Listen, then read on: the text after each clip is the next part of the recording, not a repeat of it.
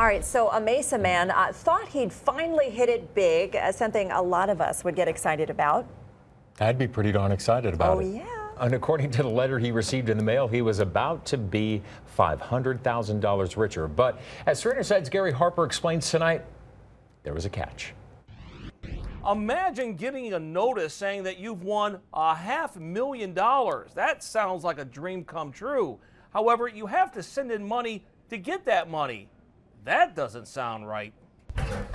Marlo Crine went to his mailbox recently and came across an envelope that had a check inside. This check was for $9,990.90. Can you imagine a check for almost 10 grand? Marlo was thrilled because a letter along with that check said this Mesa resident had actually won $500,000 from something called the Direct Link Lottery. The check he received was reportedly his first installment, and before Marlo could collect the rest of the funds, he had to follow the instructions that came with that check. There are shipping, handling, and delivering fees that amounted to $8,000-some hundred. Marlo says he didn't enter a lottery, but called the phone number listed in the paperwork for more information. Please check the number and try to call again.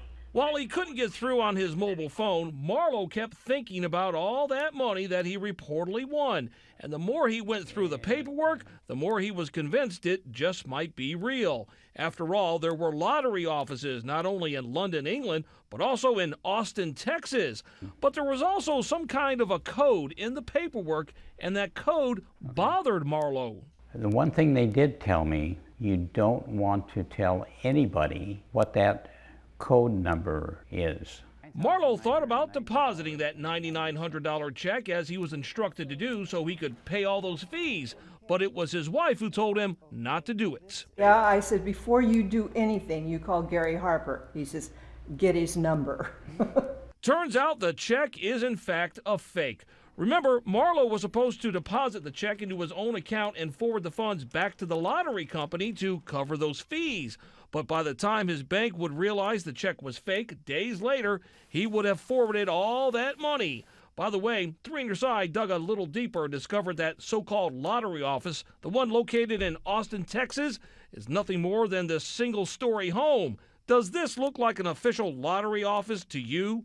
Marlo says he sure is glad he didn't fall for the scam and wants others to be warned as well. You don't get something for nothing.